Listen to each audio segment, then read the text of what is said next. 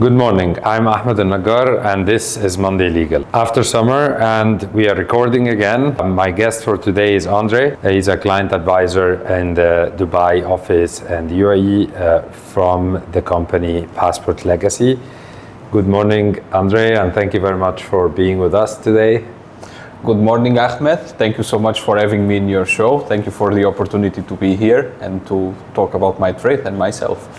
Thank you. And I've been watching you closely for a while, and I've been looking at your company, and there's a lot of things that you're doing. You started in Dubai and then you're expanding outside of the UAE as well into many other countries. The business of Passport Legacy have extended from citizenship by investment into residency by investment, and you're advising your clients in many other ways. I would like you to start with introducing yourself better than me. Tell me about your journey, and then tell me a little bit more about what business do you do and how do you assist your clients. So my name is Andre, as you know. Yeah. I came from Portugal. You might have heard of it because of our boy Cristiano Ronaldo. And like yourself, I was a lawyer there for almost 7 years, and I spent all my life in Portugal. My qualification was there. And after law school, I started interning and staying in the same office basically for more or less 6 years. Now it's the precise time runs away from me. And in this office, I was advising a lot of foreign clients doing their investments in Portugal, mainly in property, through the Portuguese Golden Visa. So I got a taste of the servicing international clients into doing investments in a country that they don't know. They don't know the laws, they don't know the procedures, etc., etc.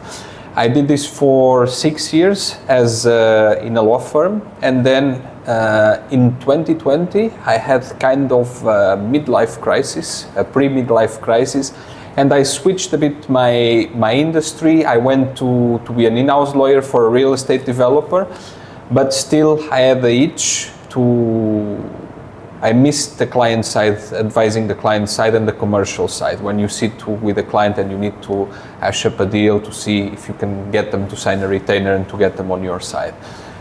At this same time, I got an offer to come to Dubai to work with Passport Legacy. This was in 2021, and here I am. Basically, it's been 3 years, and been a fruitful 3 years doing the citizenship by investment. I was very focused on the Portuguese Golden Visa program, and these days we do, as you know, we do all the programs. We do Caribbean programs, we do European residency programs, and so on and so forth. This is very interesting because what started to be a business, like immigration law in general, what started to be a business that a lot of law firms worldwide were assisting their clients to do, we see right now that some professionals are just specializing in this kind of advisory, and some of them are not even lawyers. How do you see this shift in the change? Because I understand what you and me understand about immigration, about the rules, and about even the due diligence process that goes and gets involved in this. A lot of non-lawyers are still doing this business and advising on it. So basically, the differences between, and this is where we as a company are a bit different as well. We have all backgrounds in banking, finance, and the service industry in large. So it's very different if you allow me the expression, if you sell a passport, than to advise a client that comes to you as a set of requirements, and instead of you automatically trying to push him to one solution or the other, you try to craft something for this client. Because as you very well know, there's a shoe for every foot, but you need to find the right fit.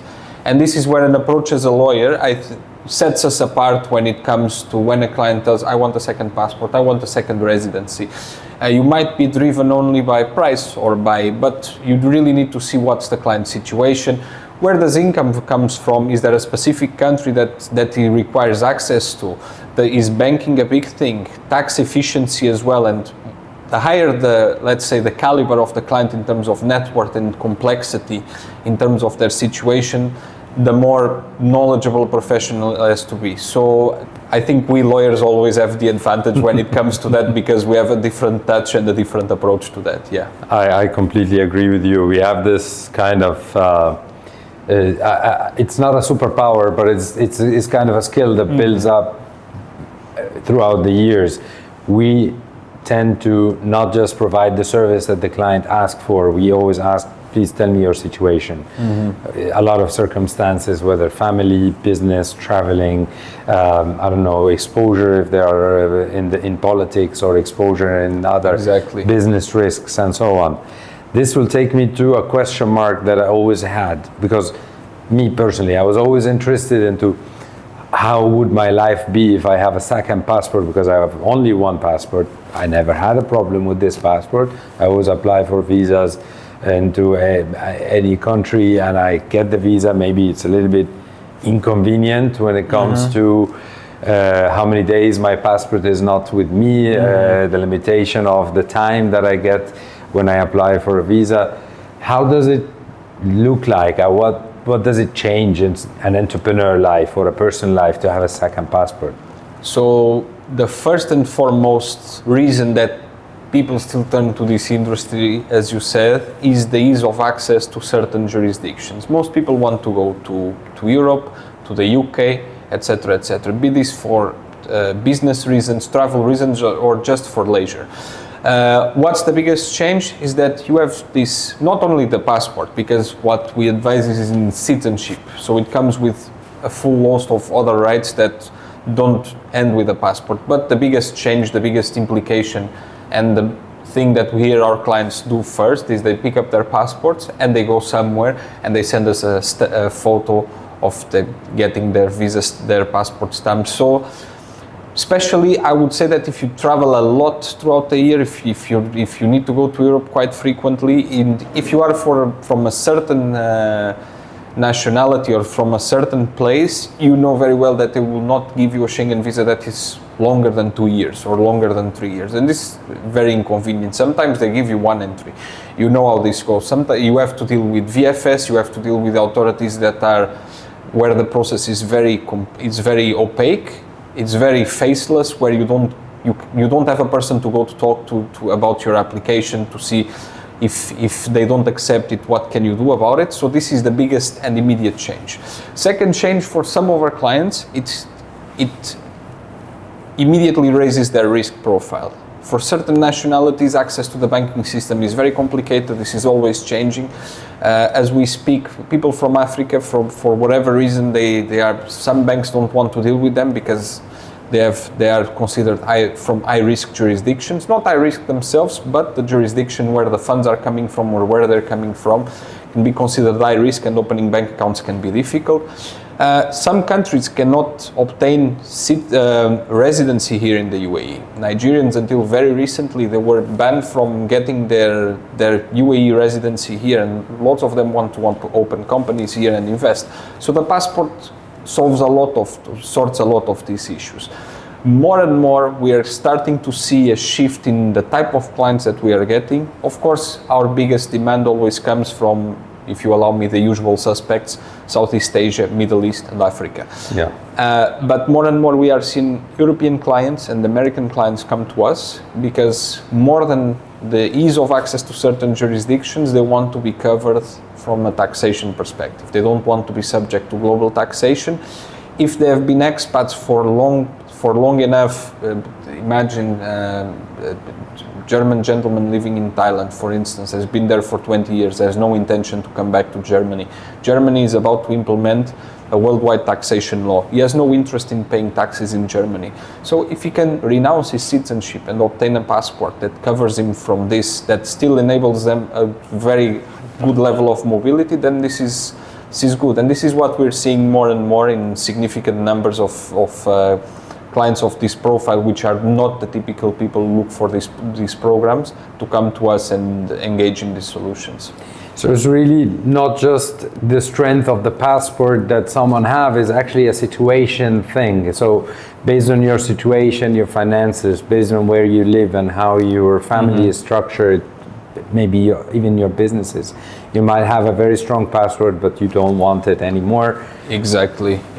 For Portugal, for instance, during my years there as a lawyer, we had a lot of Lebanese clients, and that had children that were Lebanese American. They never lived in the US. They had no interest in doing so, and they were doing the residency long term as a possibility to apply for a Portuguese passport and to renounce their US citizenship to avoid dealing with the global taxation, the FATCA, and so on and so forth. I think this whole business of passport and citizenship by investment is quite new. It's like the last 20 years only, or maybe a little more? A little more. So basically the first program that implemented such a program was St. Kitts in 1984. The program turns 40 years this year. It's the oldest in the industry, so they gained independence in 1983, and they live mostly off tourism, and they said, right, we need another source of revenue. So they devised this program, and basically Dominica followed in 1991, but we saw the industry took a major shift to being much more popular and in terms of number of applicants in the early 2010s. So there was a revamp of the Caribbean programs. European residency by investment programs came to play as well. This was after the financial crisis. So these countries needed foreign investment to come into their economies, and this was a scheme that was adopted by Portugal, Greece, and Spain, basically. It provides, I think, a lot of freedom, a lot of options for entrepreneurs who are on high net worth individuals who are coming from backgrounds that might, as you said, be considered as a high risk, and they have certain restriction on traveling and so on. Yeah. And maybe, I think, providing them with future solutions. Exactly. So most people, especially here in the UAE, are people that are looking this. Of course, we have a lot of single applicants that are looking for it for themselves, but I would say that 60-70% of our people are family men or women, and the kids and what they are going to have in the future, ease of access to other jurisdictions. This is always a top concern. So it's always multi-generational in terms of how can they do to have my kids to have access to opportunities that I didn't have, to study in Europe, to study in the UK, to study in US, or to be able to move to pursue professional opportunities outside of wherever they are, and so on and so forth. So this is always a big concern. I'm coming from a country that the word selling passport can be a red flag, like something that the population, a lot of people, media anchors would go against and say, what is our government doing? Is there really is a shameful thing? Are you now selling our citizenship? What is the feeling about this in these Caribbean island countries and in Europe? I mean, even Egypt right now have this program. They don't advertise it a lot because it's a quite a new program in it. But what is the, let's say, what's the morale behind this kind of change? So just a small comment, we opened an office in Cairo not some 2 months ago, and we are starting to promote the Egyptian program as well, because we are in the country, right? So it's the industry, I'll be very frank with you, the industry has an image problem, because the layman always sees this is a thing for oligarchs and multimillionaires and I don't know what, and for non-recommendable people that want to hide something or to avoid something. I can tell you this is not the case. First of all, the amounts that are required, it starts at $200,000. This is still a lot of money, but it's not for the ultra rich. Yeah, it's not for the mega rich people. Exactly. It's also affordable for many. Yeah, it's affordable for many. If you're a successful businessman, you can look into this for your family. And the kind of people that come to us, they are business people that came up. They don't have solutions coming from their background. Lots of families that are wealthy and generationally wealthy, they hold another passport, a UK passport, an European passport, something like this that is passed down. In our case, people come to us because they are successful in their business and they want to access all of these benefits. So what is public perception of the type of applicants and people that actually do it is very different. Plus, in all of the countries that we work with government sanctioned programs that have very strict due diligence procedures, so that you cannot get the passport in any way. These days, it's not only your criminal background, not only convictions, but if you have court cases pending against you, this is a big no-no. If you have visa rejections from the countries where you have visa-free access, you cannot get the passport as well. More and more countries are demanding for people to provide in terms of, and this is in line with higher demands in terms of anti-money laundering directives, they are demanding that people show adequate source of funds by submitting company documents and so on and so forth. So due diligence is quite stringent. We try to be very strict with the people that we onboard. We'd like our success rates to be there, and we don't want to onboard people that will not get it. So this is one. In terms of in the countries themselves, I come from a country that has a golden visa program, same as you come from a country with a citizenship by investment program. So the media is always very skewered against these programs because they, as I said, they think it's only oligarchs and criminals that want to hide something and to change their name and get a new passport, and a bit like a spy novel almost of sorts. But yes, I think this is the general consensus around these programs. In the Caribbean, this is not the case because in most of these countries they have as little as 40,000 inhabitants. They live off tourism, and this is a big boon for their economy. So there's a whole host of service providers that work this in the islands, and the funds are channeled into infrastructure projects to develop the islands themselves. So the governments and the people there, they are keen to have the programs, of course, regulated properly so that there's no corruption, no misappropriation of funds, and that everything runs and that they run a clean ship. In Europe, of course, it is different. As you know now, there's a lot of discussions around the programs that are based on real estate because housing prices are quite high everywhere. Yeah. And in Europe, they say that this is inviting people to come over and to put even further pressure, but it is what it is. I think it's a great source of income for these governments who are actually should be deploying these funds into infrastructure and developing their economies. And as we rightly said, in the Caribbean islands, they live off tourism, and the more citizens and the more, growing this population could benefit them. I'll ask you, I don't know, maybe a funny question. If I get a Caribbean passport and I have another 40,000 fellow citizens from the same country, I have a much higher chance to be elected as the president one day. Can I go into? Can I benefit? I think you can run to parliament, but there's some limitations when it comes to that. And don't forget, the head of state in most of these countries, in all of the Caribbean countries, actually is King Charles III. So yeah. So but I'm sure there are quite a few limitations. Not a question that we hear every day. People, I want to get this passport so that I can go and run this island according to my desires. But yes, maybe you can get into the Olympic team, something like this, if you're very good at the sport. So yeah. But as a citizen of one of these countries, you benefit basically from everything as another citizen would benefit from. Yes, basically. Some of these countries have restrictions when it comes to passing down the citizenship, but it's about 50-50. Some of them have, some of them don't. Some of the countries, you still have to go through certain services through the citizenship by investment unit. Some others, like Renee, you are a citizen, you can go to the embassy or to the consulate. The consulate is here in the same tower where we record upstairs. Exactly. So I hope they are hearing us. You can go there and get a police clearance certificate, any document from the government that you need, basically. Yeah. Tell me an example or two about the problems or the legal trouble that someone would have that might block his application. So if I have ever been convicted of money laundering, for example, or assisting a crime of this kind, would I be able to get the passport?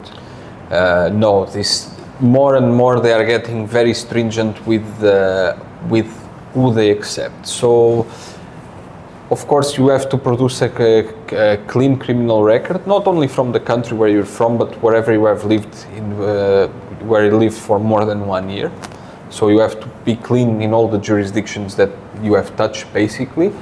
And it's not only convictions. We do our own background checks through open sources using the software I'm sure you use for your clients as well. Yeah. But the authorities have access, obviously, to law enforcement agencies all over the world, so they can see that if someone has a pending case against them. In some cases, people can be refused depending on if they have a criminal case that did not result in a conviction, but that's serious enough that they consider it. If they are being investigated by the Interpol, by the Europol, by any police force.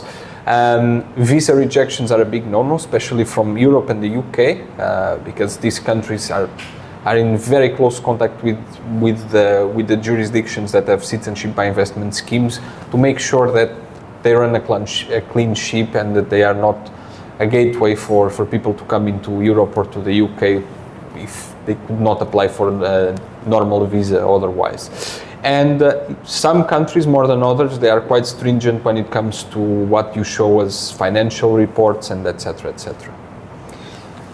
I think this is amazing because what you said right now can give me a little bit of much more comfort dealing with someone who applied and have been granted this kind of approval. So if someone comes to me with, a Turkish passport and at the same time he have a Grenada passport, I understand that he does not just pass a due diligence, he passed a very stringent due diligence process that you as a company have checked them, the government of Grenada have checked them, and kind of the whole network of the visa-free countries, they have no problem with any of them. That means that someone holding this kind of passport is getting a lot more recognized as checked and verified. Exactly. Before. This you can easily see as well from the fact that the US, this is in their backyard. That's their area of influence, the Caribbean, and the Department of State works very closely with the citizenship by investment units. Even though you don't have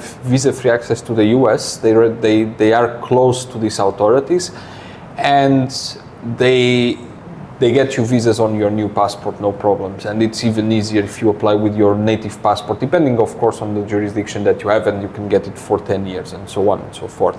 So it's quite a seal of extra compliance, let's say, from a client who went through this process and actually got the passport in the end. One of the things that I've seen a lot, especially on social media ads, I see an advertising saying, get an Italian passport for 30,000 euro. I know it's either scam or fake or something that is something wrong. I mean,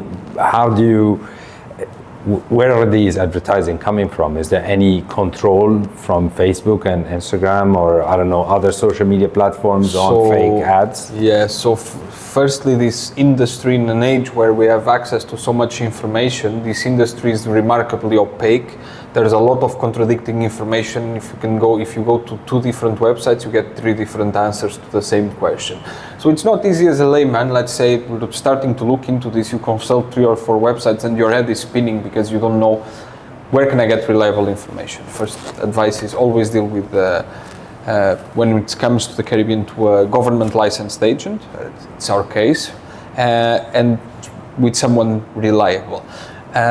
Secondly, if something is too good to be true, because it probably is. So it's been doing the rounds quite frequently that you can get Romanian citizenship by descent, regardless of where you're from, for 40,000 euros, 50,000 euros. There's stories of, and it's a small industry. It's like an echo chamber. You hear these things coming around because someone will ask you, oh, but I heard my friend with a company for a Mexican passport or something like this. And if it's not a government sanctioned program, if you cannot go to a site that ends in .gov and see that they have a sanctioned program running there, I would advise people be very careful where you put your money and who do you invest with, because The media platforms, they do not control, because even I don't think they hold all the keys to do that, and it's very easy to find conflicting information or non-accurate information. For instance, there was a price increase in all the Caribbean. They signed a memorandum all together. Yeah, I think that happened very recently. Yeah, in July. But if you go online, there's a lot of companies that did not update their websites yet in terms of pricing. So people, it's very easy to get confused. Why is this company charging me double than the other ones? Or why is this one so cheap and the other one is asking me for so much more money? You know, so. Yeah. And murky waters to navigate. It's not easy. I think basically as a lawyer it's the same thing. Don't go look for your answers in Google. Yeah. Just go speak to a lawyer. It will cost you money, but it will cost you less than a bad solution. Absolutely.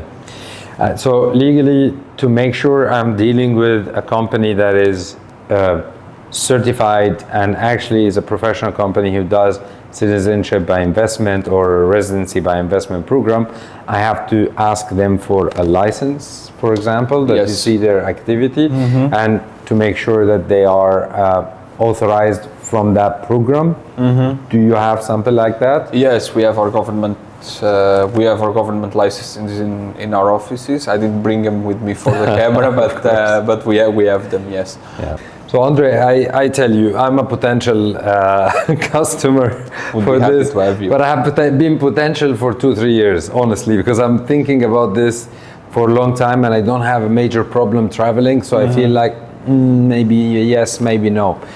One of the most questions that always come to me, should I go for an European program where the passports are quite stronger and the possibilities are maybe much more, or should I go to the Caribbean islands where the cost is a little less and I pay for what I get? You know, I pay a certain amount, I get the travel document, whether it's a passport or something else. What is the major difference, you know? I will step into my role as an advisor for you now. So basically what we have is different tools for different jobs. If you want a short to medium term solution that doesn't require a big personal commitment in terms, you don't need to go anywhere, you don't need to visit anything. Caribbean passport gives you a traveling document that is considerably strong, that gives you access to a lot of jurisdictions, access to facilities in the Caribbean as well. The Caribbean are part themselves of the CARICOM, which you have access to Barbados, to Jamaica. If you'd like to retire in Jamaica, don't know if you're entertained this possibility yet or not. But this is a short to medium term solution that covers a lot of bases. The European programs, most of them are residency programs, which are quite different. Most of them can lead to citizenship by naturalization, and the European passport more than the visa-free access. The visa-free access, it's a numbers game most of the time. St. Kitts has 162 countries. Will you visit 162 countries in your lifetime? You need the bigger ones covered. And these countries know that this is a numbers game, that when you crunch that and you want to present something on the website, it's nice to have a higher number than a lower number. For me, an European passport, more than the visa-free access, and most of the European passports cover visa-free access to the US, to Canada, to Australia. These are the big ones. More than that is the right to settle in any country in the EU in the same conditions as the national of this country. Me, for instance, I'm a Portuguese citizen. Let's say I do well enough in the business, I will retire in the southern Italy. My whole immigration process is I need to find a place to live. This can be rented, this can be bought. There's not a minimum amount. I go to the municipality that is responsible for the area where I'm living. I show them my lease agreement here, and they gave me a paper saying you are now a legal resident. So for me, this is more than anything, this is the power of the European passports. Question there is one citizenship by investment program in Europe where you can invest directly in obtaining a passport. This is Malta. All the other ones are residency by investment programs.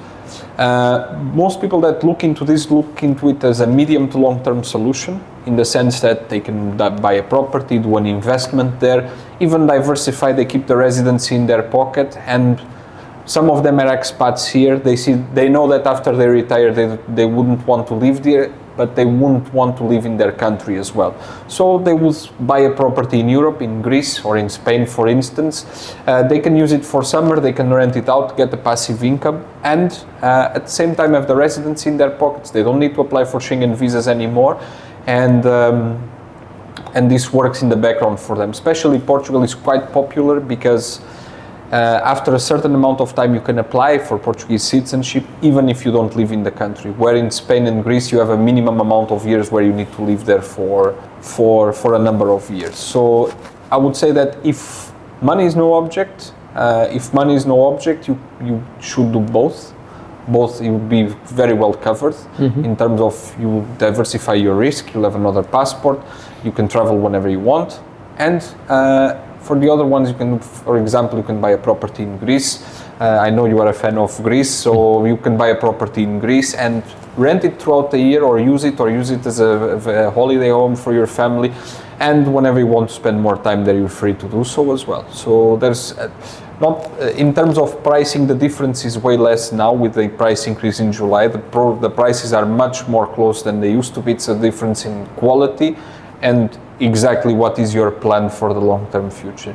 If you tell me, Andre, I'm traveling 12 to 14 times a year to business for Europe, I cannot surrender my passport every time, and the visas that are getting me are very short, and do the Caribbean passport. But I really want the European. Then we can look into this more as a long-term solution with more time and consideration. But as we said earlier, there's a shoe for every foot, and it's a matter of tailoring a solution that makes sense for you at the end of the day. Yeah. And in terms of the investment itself, because I understand that some of the Caribbean island programs, they have like a donation amount that we pay to the government, and then you'll be eligible for the program, and some others where we have to contribute an amount of money as an investment. That's real investment, of buying a property or in an investment fund or something like this. Do you see this kind of money, since you're in the business for such a long time, a lot of investors, when they think of the money that they put and they're not very familiar with the solution, they always question, is this money ever coming back? Since you've been in the business for a while, have you seen the money coming back to the investors? So basically in the Caribbean, as you said, there are two options, let's say. St. Kitts created the blueprint on this, and basically all the countries follow this format more or less, where you have a donation route, which is always cheaper than the real estate, and there's a real estate route.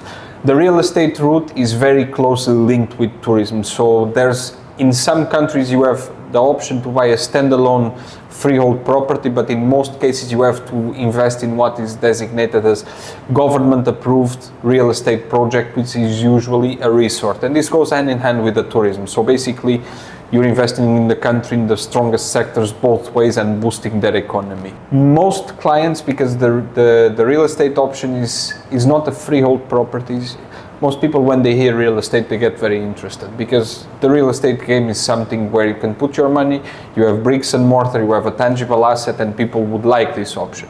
Most people, when they start finding the particulars that they are investing in a share in a hotel that they can only sell after 5 years, that they get yield, is something that they cannot use. It's basically a piece of paper more than a tangible asset. They think, oh, I would rather do a donation, and most of our clients still go for the donation route. However, if you choose the hotels, we try not to work. There's a lot of projects in the Caribbean. We try to work with developers that have track record, that have delivered projects, because we try to mitigate risk. I try to mitigate risk because the last thing I want is a client calling me like, where's my money? Where's my investment? Exactly. You know, you advise me on an investment. After 5 years, and we live from repeated business. Right. If you advise a client properly, it will come back to you. For sure. So we try to work with resorts that deliver, where they actually build a hotel and the client gets his share, and they can sell their share either to another person who is doing the citizenship by investment or on the open market. And we always try to work with people that actually delivered something tangible for the client. In terms of the donation, sometimes you donate to a national fund, most of the time. Some countries, however, have routes where you invest in a specific project that they are developing. terms of infrastructure. Can be a road, can be a correctional facility, etc., etc. What about the situations where inheritance gets involved? So, for example, you have a client who applied for the citizenship and he got the passport, and then the program is like a family program. So the main applicant is the father, for example, and something happened to him before the 5 years lapse. Is it easy for the family to get hold of the investment afterwards on a legal side? From the Caribbean standpoint, Yes. is not very complex. Most of the countries have foresee this type of situation. The biggest challenge, as you know, is depending where the client is from, what law applies, if it's the law of the asset, of the personal law, if they left a will or not, and so on and so forth. So this is where we come in as well. We always try to have the client aware of all the implications. You know, I like your answer very much, because this really proves my point. If you deal with someone who understands and have a background in the law, you have an answer that makes sense. Because I asked the same question to a couple of other service providers who are providing this kind of service, and I didn't get this answer. So it makes a lot of sense. Yeah, that I think whenever there's real estate involved, and at the end of the day, lawyers more than anything these days, we are service providers and we are in business. So we always try to give the client ancillaries, right? This is what we do as well. Whenever client, even in Portugal, came to me to buy a property for the golden visas, like, have you, and I was like, I don't mean to be grim, but have you taken care of your probate situation? You should do a will in Portugal to make sure that this goes to the right place. Yeah, so this is something that we always consider whenever there's a real estate investment involved. And just a question, I understand for the European programs are mostly residency by investment, and then it leads to citizenship after some time. And when they have the citizenship, it will be automatically given to their descendants, like their kids and the kids of the kids. So they have the full right of citizenship that like anybody else, because it is not a citizenship by investment. But what about the Caribbean island programs? Is this something that my kids and the kids of my kids will take forward?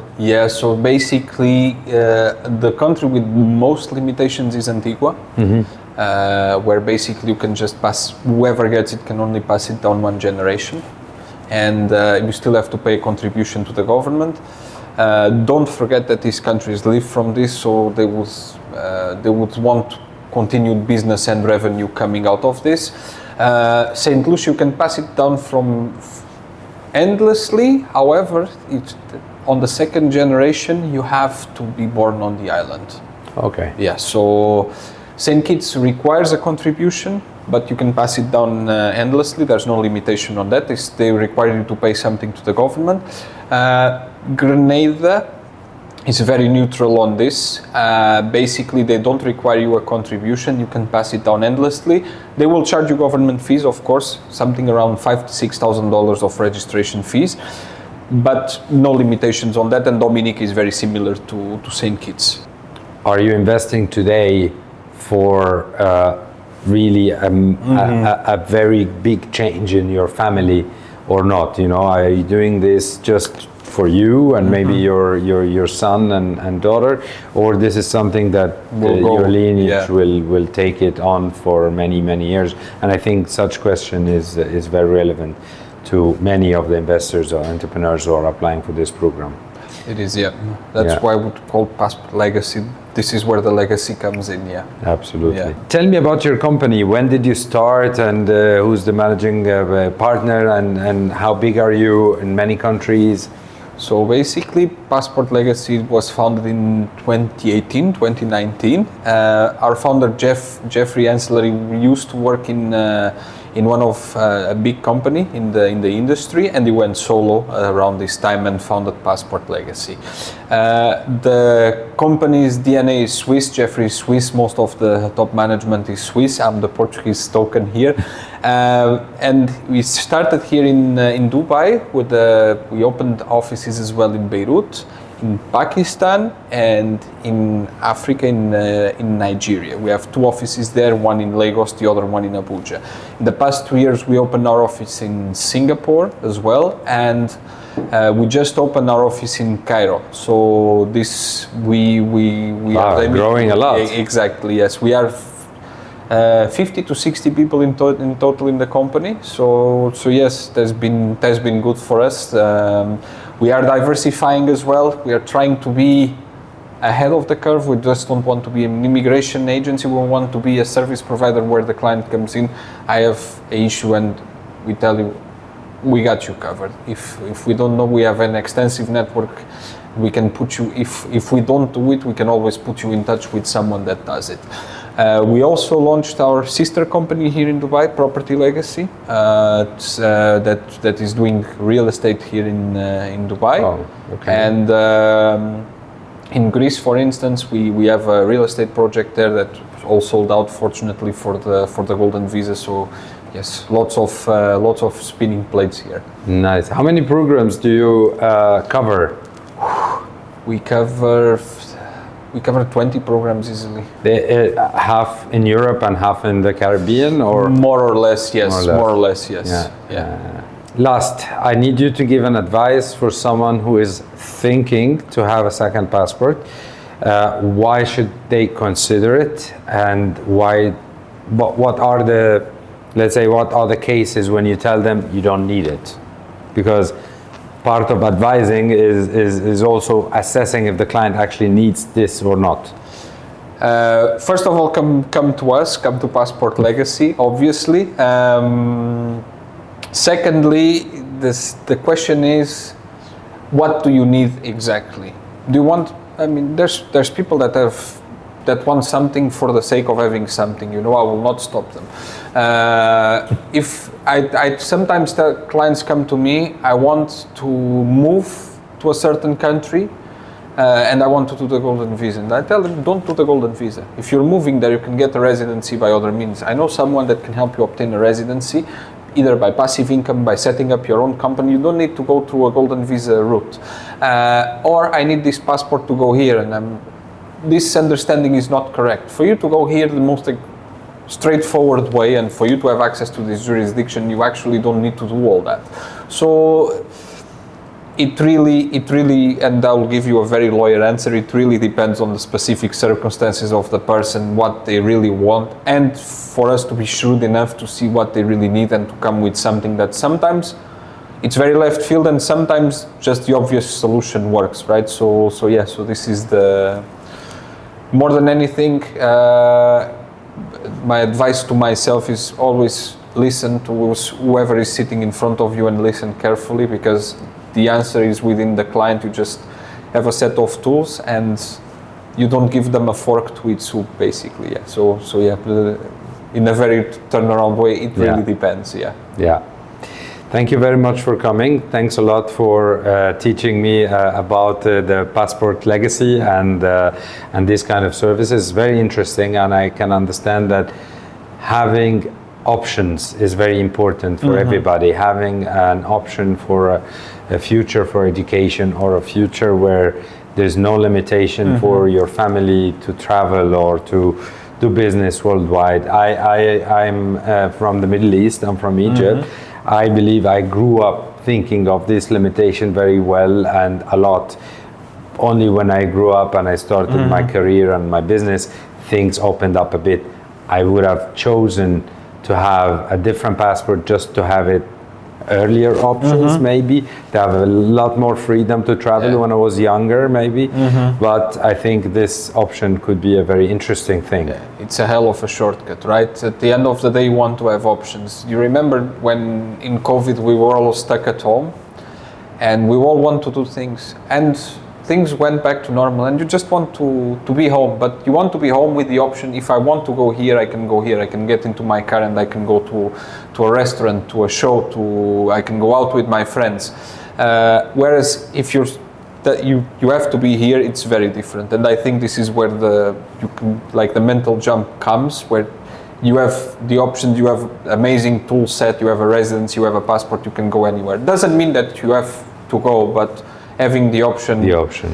And some people are from very unstable jurisdictions, right? Sometimes it's not because you want to go to holidays in Southern Europe and enjoy the Mediterranean. Sometimes you really need to get out of Dodge quickly and to hop in a plane and get off. And yeah, so this is what we provide, a bit of freedom, a bit of legacy and options to people that need them. Very good. Thank you very much for coming. Thank you so much for having me, Ahmed. It was a pleasure to be here. The pleasure is all mine, and I hope you guys enjoyed it. This is your dose from Monday Legal. See you next week.